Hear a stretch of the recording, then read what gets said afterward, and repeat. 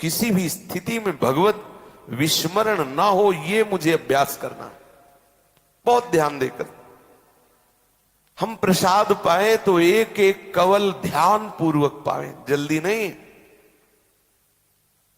आप कोई भी कवल बिना भगवत स्मरण, बिना भगवान नाम के अंदर न जाने पाए, ध्यान रखना। पानी भी पिए तो एक एक घूंट जिसमें नाम मिला हुआ जा रहा है। हम वार्ता भी करें तो नाम का चिंतन करते हुए करें, एकदम फ्री वार्ता ना करें, जो आया उससे एकदम फ्लो में बोलते चले जा रहे हैं। हम बहुत सावधान होकर दृष्टि बचाएं, श्रवणेंद्रिय बचाएं, हमारा नाम स्मरण न छूटे। हम दौड़ भी लगावें, नाम व्यायाम करें, प्राणायाम करें, गृहस्थी के कार्य करें, जो भी दिनचर्या हो, नाम न छूटे, ऐसा अभ्यास करें।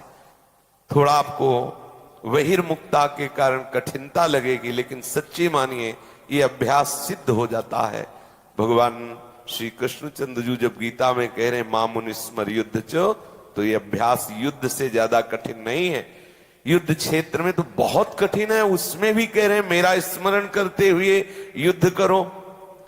तो भगवत स्मरण परायण, आपकी साधना किस कोटि की चल रही है, ये आपका हृदय ही बताएगा कि आप किस कोटि का स्मरण कर रहे हैं, कितना भूल जाते हैं। आराम से एकांत भाव से यही चिंतन कीजिए। आप कब कौन कौन सी परिस्थिति में आप भजन आपका छूट जाता है, सुमिरन छूट जाता है, प्रभु का विस्मरण हो जाता है। ईमानदारी से आप उस बात को नोट कीजिए, ध्यान दीजिए उस बात पर, किस जगह हमारा भजन छूट जाता है। यदि वो भागवती की स्थिति, जैसे आप सत्संग सुन रहे, ये भजन ही है। आप वाणी पाठ कर रहे, भजन ही है। वाणी पाठ सुन रहे, भजन ही है। जिसमें आपका मन, आपकी वाणी बहिर्मुख और अंतर्मुखता दोनों विषय में जा रहे हो, बहुत सावधान हो जाना। जैसे आप भोजन पा रहे हैं और भोजन के स्वाद में डूब रहे हैं और भजन छूट गया, ये गड़बड़ है।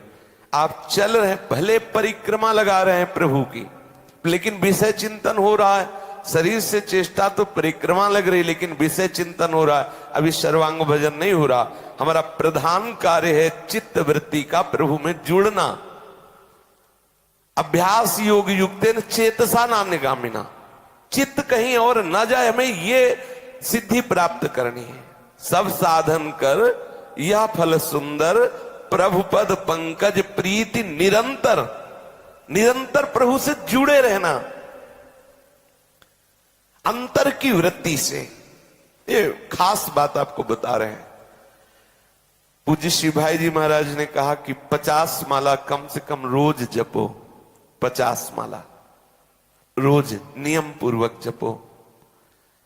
और नियम ऐसा होना चाहिए कि 10 दिन एक अंदर से उत्साह आया और आपने निर्वाह किया नियम का, और 11वें दिन से शिथिल होने लगा। एक पद्धति से चलो।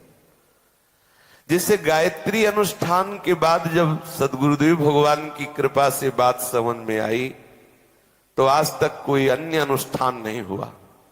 गायत्री अनुष्ठान के बाद जब नैष्ठिक ब्रह्मचर्य की दीक्षा मिली, तो वो गायत्री का जो गुरुदेव भगवान ने अनुष्ठान दिया वो हुआ। इसके बाद गुरुदेव के वचनों से ही ये बात समझ में आएगी, प्रत्येक सेकंड, प्रत्येक क्षण प्रभु का चिंतन ही सार है।